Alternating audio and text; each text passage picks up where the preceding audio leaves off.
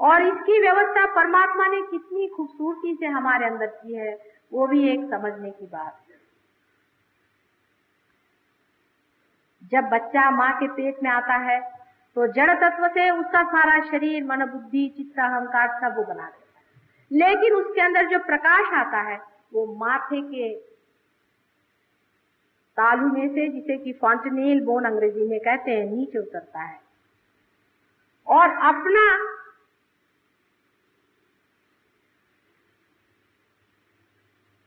Brain, मस्तिष्क, जिसका आकार त्रिकोणाकार एक प्रिज्म के जैसा है, उसमें से यही शक्ति गुजरते वक्त 3 हिस्सों में बट जाती है। ये सब परमात्मा ने किस खूबी से किया है, ये जानने के लिए यहाँ अगर कोई डॉक्टर हो तो वो समझ सकता है। इसी को हम सिंपैथेटिक और पैरासिम्पैथेटिक नर्वस सिस्टम कहते हैं। हमारे शरीर के अंदर 2 ऐसी शक्तियां विराजमान हैं कि जिसके बारे में हम बहुत कुछ कम जानते और जिसके बारे में हमें पता लगाने में बड़ी दिक्कतें होती हैं, खास करके पैरासिम्पैथेटिक नर्वस सिस्टम। अपने योग शास्त्र में इसे सुषुम्ना और ईड़ा और पिंगला ऐसी 2 सिस्टम्स बताएंगे। ईड़ा और पिंगला ये दोनों ही अपने शरीर में सिंपैथेटिक नर्वस सिस्टम का उद्भव करते हैं, माने उसका जड़ तत्व जो है वो सिंपैथेटिक नर्वस सिस्टम है।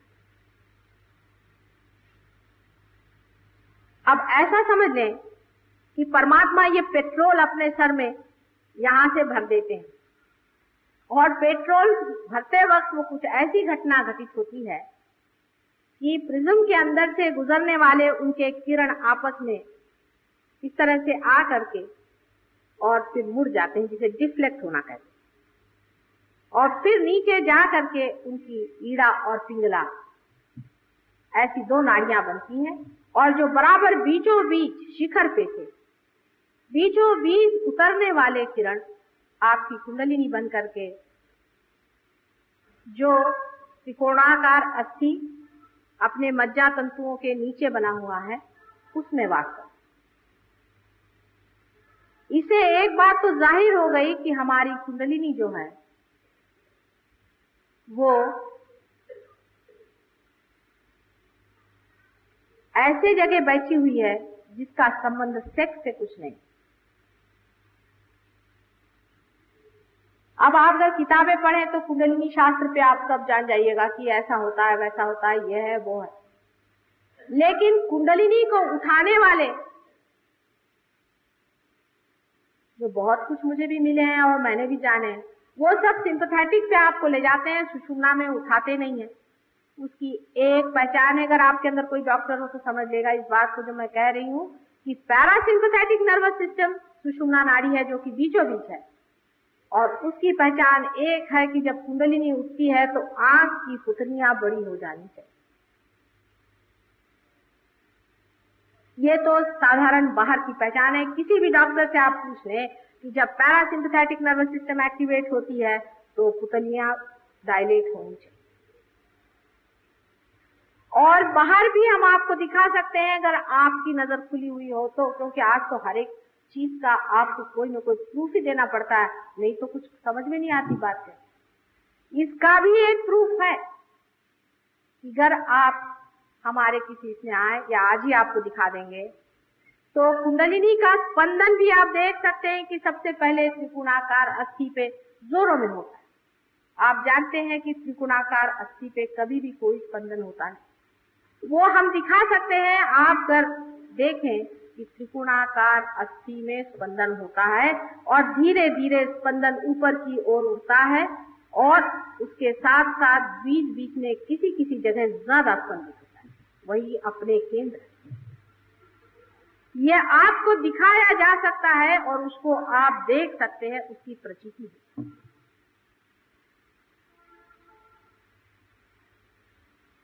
जब कुंडलिनी सुषुम्ना से उठेगी तभी आप पार हो सकते हैं, लेकिन इसके लिए परमात्मा ने न जाने क्यों एक बड़ी जबरदस्त कंडीशन लगा दी। एक बड़ी भारी अटकल है उसमें जो देना ही पड़ेगा, वो ये है कि कुंडलिनी सुषुम्ना पे तभी आएगी जब परमात्मा का असीम प्रेम उस आदमी में उतर पड़ेगा। जब तक वो प्रेम मनुष्य में उतरेगा नहीं, कुंडलिनी उठने वाली नहीं है, चाहे आप कुछ करें।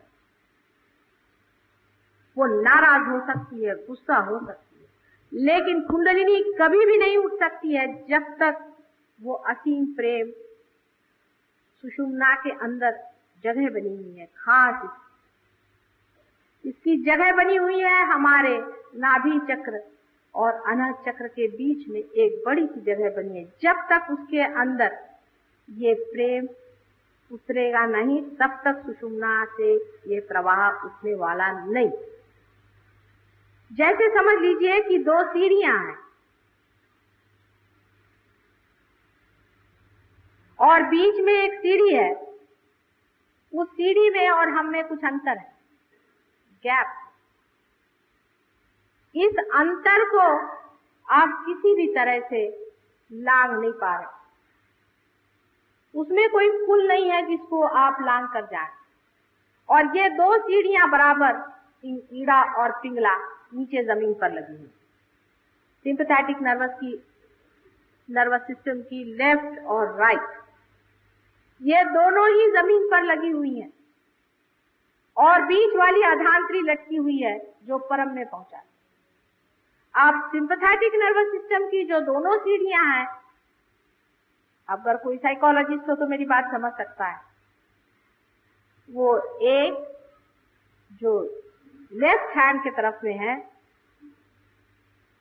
दाहिने ओर है, वो आपको पहुंचा देती है ईगो में, अपने अहंकार। और जो राइट हैंड साइड में है वो आपको पहुंचा देती है आपके सुपर ईगो में प्रति अहंकार। ये दोनों मिलकर के हमारे माथे पे छा जाते हैं, जैसे कि कोई बलून ना हो उस तरह से ऊपर आ जाते और आ करके इस जगह में जहां हमारा तालु होता है उस पर दोनों आ करके मिल जाते। कभी कभी तो ये पूरे सारे सर पे ही छा जाते, कभी तो प्रति अहंकार जबरदस्त होता है और कभी अहंकार।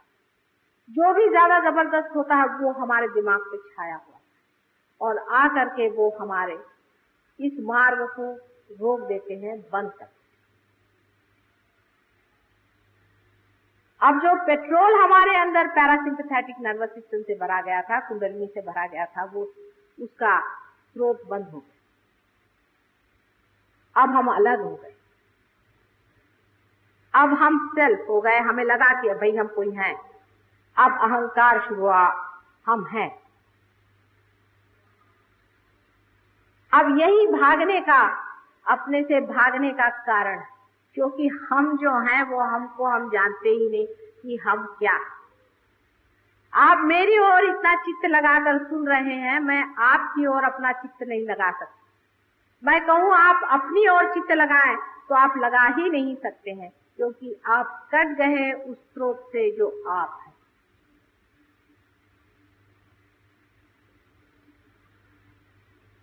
एक जो प्रति अहंकार है, सुपर ईगो है, उस पर बोझे जितने भी हमारी ओर से पड़ते जाते हैं, हर तरह के बोझे, उसको आप कह सकते हैं इस तरह के बोझे जिसमें हम अपने सिखाते हैं ये करो, वो करो, ऐसा नहीं करना चाहिए, वैसा नहीं करना चाहिए, ऐसा नहीं करना चाहिए, इधर नहीं जाना चाहिए, वो नहीं खाना चाहिए, इस तरह की चीजें। या ऐसा कहें कि हम बड़े बड़े भाषण देते हैं लोगों को, आपको हिंदुस्तानी बनना चाहिए, आपको जापानी बनना चाहिए, आपको इससे नफरत करनी चाहिए, उससे नफरत करना चाहिए, हम हिंदू हैं, हम मुसलमान हैं, ईसाई हैं, आदि तरह के सब जितने जिसको कंडीशनिंग कहते हैं बोझ से ये सुपर ईगो जो है सब। और जो अहंकार है वो ये कहता नहीं हम तो ये हैं, हमें ये करना चाहिए, वो करना चाहिए। जो कहता है नहीं करना चाहिए वो तो सुपर ईगो, और जो कहता है करना चाहिए वो ईगो। असल में हम न तो कुछ नहीं करते हैं, न तो हम कुछ करने वाला तो कोई और ही है। बेकारी में बच खानापन नहीं, करने वाला अपना काम तो करता ही है और करेगा ही। लेकिन यही जड़ता हमारे अंदर दोनों है कि हम उस पेट्रोल को इस्तेमाल करते हैं इन दोनों ईड़ा और पिंगला से, अपनी सिंपैथेटिक नर्वस सिस्टम से, उससे हम अपने को कंडीशनिंग कर लेते हैं, बोझे में डाल लेते हैं। बीचों बीच सुषुम्ना नाड़ी।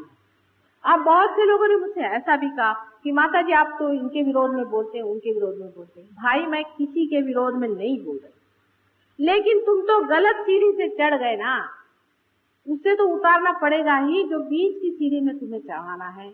इसमें किससे मैं विरोध कर रही हूँ, मेरी समझ में नहीं आता कि इसमें किससे विरोध करके मुझे क्या करना। मैं तो आपसे बता रही हूँ कि आप गलत सीढ़ी पे चढ़ गए, सभी उतर आइए। मैं तो बड़े बड़े गुरुजनों से मिलने जाती हूँ, उनसे बात करती हूँ कि आप कर क्या रहे हैं। कुछ करने से परमात्मा नहीं मिल सकता, इन लोगों से कुछ करवाइए नहीं, ये करने धरने से परमात्मा नहीं मिल सकता। ये आपको मैं क्या बता रही हूँ, आप वशिष्ठ पढ़े या नहीं तो आदि शंकराचार्य को पढ़े, जो कि हिस्टोरिकल चीज है, उनको भी पढ़े। उन्होंने भी यही कहा है कि आप परमात्मा को पाने के लिए कुछ कर नहीं सकते, लेकिन अंतर उनमें मुझे जरा सा थोड़ा सा फर्क, इतना ही अंतर आता है कि उन्होंने कहा था कि परमात्मा को पाने के अधिकारी बहुत ही कम, इसलिए ठीक है कि कुछ भक्ति में रहें और कुछ अपने ऊपर योग वोग लगाकर अपने मन को अनुशासित करें। लेकिन उन्होंने भी कहा था कि अनुशासित मन, फिर चाहे वो किसी भी तरह का, और वैसा भी मन कि जो विषयों के पीछे दौड़ता है और अपने को, जिसको इंटेलिजेंस कहते हैं, उसमें है। दोनों ही मन इस कार्य के लिए व्यस्त है। ऐसा सुंदर मन जो छोटे बच्चों जैसा निष्पाप हो, वही इस परमात्मा को पाने का अधिकारी है, ऐसा उन्होंने साफ साफ कहा।